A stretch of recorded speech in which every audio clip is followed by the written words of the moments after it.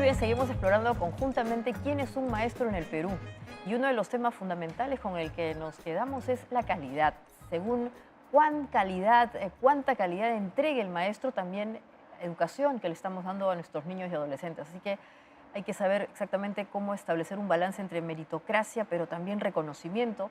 Y ese es el gran tema hoy día de coyuntura. Así que no sé si la viceministra nos puede contar cómo llegamos a un punto de equilibrio. Bueno, es un tema bien complejo porque finalmente a veces tenemos conceptos distintos de lo que significa calidad en Ah, educación, ¿no? Y creo que hay varios factores que influyen. Uno de ellos es, por supuesto, lo decía una de las maestras que veíamos en el reportaje, la infraestructura, ¿no? Que hay que tener condiciones para poder tener un servicio educativo de calidad, decía, ¿no? La infraestructura, sin lugar a dudas, es importante y la seguridad y las condiciones de educabilidad para los alumnos es algo que el Estado tiene el compromiso y tiene que tener la responsabilidad de asegurar, ¿no? Tanto en lo público como en lo privado.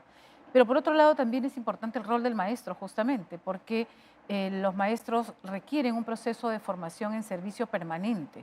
Las actualizaciones, la tecnología, la investigación, la ciencia está en permanente evolución y eso significa que tenemos que estar como maestros también permanentemente capacitándonos y asegurándonos de que estamos a la altura para responder a esas necesidades.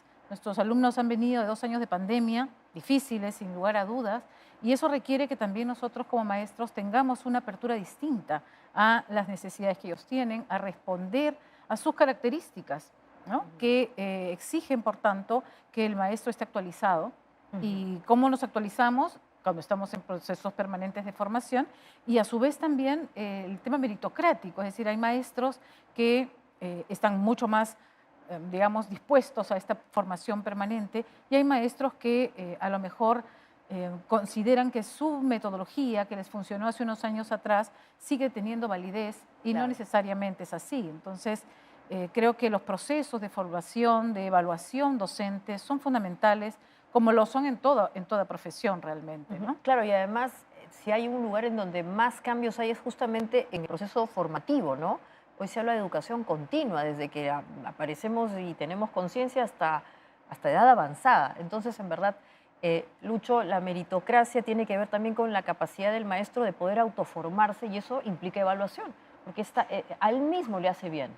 Indudablemente, además, eso además tiene que trasladarlo a los estudiantes. Ujú. L- Los sistemas educativos latinoamericanos, incluyendo el peruano, miden la calidad educativa a través de lo que se llama un sistema de aseguramiento de la calidad. Ujú. El licenciamiento por el que han pasado las universidades o la acreditación, que lamentablemente en el Perú está todavía algo atrasada a pesar que se creó en el año 2006 Ujú. y que debemos de, por supuesto, potenciar este sistema de acreditación. Miran la calidad educativa desde la prestación de los servicios educativos de las instituciones, Ya. todas las instituciones. Pero efectivamente, la calidad educativa está directamente relacionada con la participación del docente. Ujú. El docente tiene un rol que no puede sustraerse dentro de los elementos y componentes que hay en un sistema de aseguramiento de la calidad. Entonces es absolutamente relevante, como decía Miriam hace un momento, que tengamos un docente altamente capacitado, con vocación de enseñanza y de trasladar no solamente conocimientos a los estudiantes, trasladar pensamiento crítico, no conocimientos para incorporarlos, sino para interpretarlos y para debatirlos. Eso es lo que nosotros necesitamos. Un docente que al mismo tiempo piense que hay que mirar la educación de otra manera. Ujú. Hay que transformar la educación. Tenemos una educación que está diseñada para el siglo XX, Ujú. cuando nuestros estudiantes están enfrentando problemas del siglo XXI. Así es. Es necesario, por Ujú. tanto, transformarla. Y allí el rol de docente es clave. Claro que sí. Y además, Ángela, después de la pandemia, el uso de la tecnología se ha convertido en una situación mandatoria. Además, como bien dices tú, Lucho, en las aulas los chicos tienen pues acceso a tecnología, a un celular, lo que fuese. Entonces, hay una competencia entre qué me va a ofrecer ese maestro de novedoso que no voy a encontrar en la internet, ¿no? Y en verdad aquí hay que ir desmitificando cosas. El maestro sigue siendo fundamental aún cuando hayan avances tecnológicos porque tiene que ser una suerte de mentor, de guía, pero justamente ese es el rol que tiene que aprender a través de la meritocracia. Así es. De hecho, bueno, como lo mencionaba la viceministra, el rol de poder actualizarnos permanentemente en el rol de docencia es algo que es fundamental y que es algo normal en todas las otras carreras, ¿no? Si alguien no es un profesional que está a la vanguardia, que está competente, que puede permitir y asegurar el proceso de efectividad de su carrera, en nuestro caso en la pedagogía, lograr que los estudiantes aprendan y se desarrollen de manera plena, no podemos estar en el servicio, ¿no? El rol que tiene un docente de calidad en el impacto de aprendizaje es muy alto. Hay estudios, lamentablemente en el Perú no tenemos estudios de ese tipo, pero por ejemplo Estados Unidos hizo un estudio longitudinal, muchos años midiendo la misma información para medir la efectividad docente, cuánto aportaba un docente al aprendizaje de los estudiantes.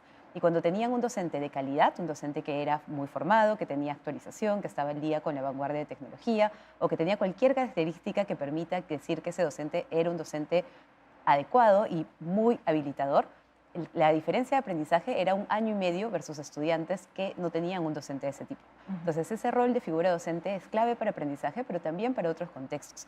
Hay menos embarazo adolescente cuando se tiene un docente efectivo. Hay mayor continuidad educativa. La probabilidad de terminar el colegio cuando yo tengo buenos maestros es más alta. El poder ir a la universidad cuando yo tengo buenos maestros es más alta, ¿no? Entonces, no podemos poner a la suerte de que me toque un buen maestro o un mal docente, simplemente porque yo tengo alguna condición de voluntad o de suerte o de elección, porque en las escuelas privadas se eligen a los docentes y además hace un sistema de meritocracia que los mantiene en el sistema. Entonces, ¿a quiénes afecta cuando tenemos una situación de no evaluación? Es a aquellos chicos que no tienen alternativa, que la escuela pública es su única opción y que además están en las zonas más alejadas, donde tenemos menos plazas nombradas, ¿no? Entonces, tenemos un reto muy grande de poder mantener esa meritocracia, de mantener ese sistema de evaluación, porque en verdad el efecto que tiene en la vida de las personas no va a un punto mínimo, es un punto muy grande. No podemos dejar a la suerte de tener un buen maestro en todas nuestras aulas, es lo que tenemos que asegurar como sistema. Definitivamente, además hay una formación que no es solamente académica o intelectual, sino también humana, ¿no? Sí, efectivamente. No hay que olvidar que en el colegio no solamente se instruye, sino también se educa, y que para educar hay que tener la dimensión del ser muy, muy formada. Un profesor que no Y eso también es calidad, ¿no es cierto? Porque Por supuesto, no calidad importa si eres personal. un buen profesional si no eres una buena persona, Sí, ¿no? porque por otro lado se discute mucho ahora, ¿no? Queremos saber cuál va a ser el futuro, porque estamos enfocados en enseñar cómo será lo que necesitará mi alumno el año, no sé, de aquí a 20 años, a 30 años. Nadie lo sabe. Entonces, y a veces nos desenfocamos y perdemos de vista que lo esencial, creo, en un colegio es enseñarles a ser personas, enseñarles a ser ciudadanos, enseñarles a tener esos valores y esos conocimientos también que les permitan a eso, porque el rol de un maestro es tan potente que impacta 2 o 3 generaciones más allá.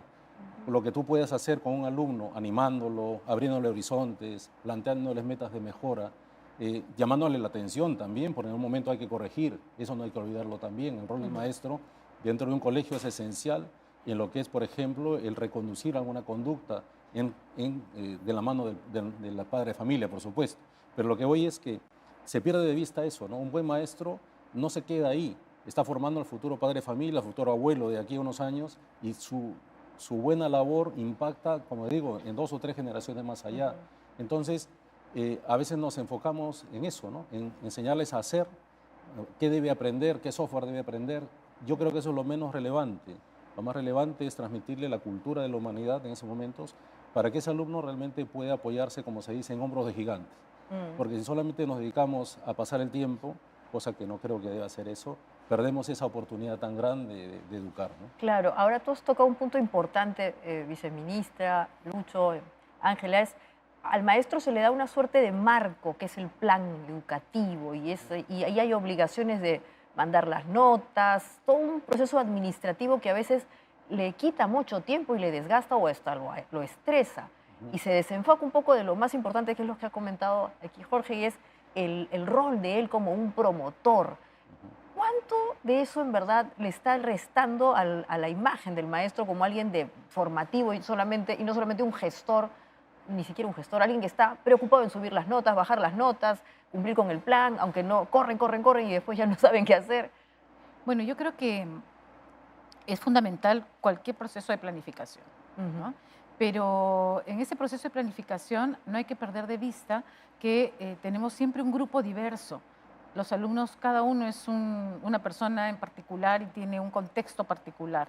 Y por lo tanto, si bien es cierto, hay un diseño curricular nacional que te marca cuáles son aquellas competencias que debería de ir desarrollándose a lo largo de los años y de los niveles educativos, también es cierto que existen muchas formas de hacerlo. Yo creo en las metodologías diversas, creo que la innovación es algo que tiene que estar siempre abierto y por lo tanto creo que es fundamental el hecho de permitir que el maestro tenga esa autonomía en el aula para poder programar, diseñar su clase, innovar, ¿no? Y atender a esas necesidades porque cada grupo es distinto. Entonces las formas de hacerlas creo que son diversas. Lo más importante es que el maestro sepa hacia dónde está yendo, cuáles son esas competencias que quiere desarrollar, qué conocimientos quiere transmitir, ¿no? Qué profundidad le va a dar a ese desarrollo personal que es tan importante para los alumnos, atender esa situación de salud mental que hoy sabemos que en las aulas, y después de 2 años de pandemia, nos retan a los maestros a atender particularidades muy específicas que urgen y que el maestro tiene que manejar, ¿no?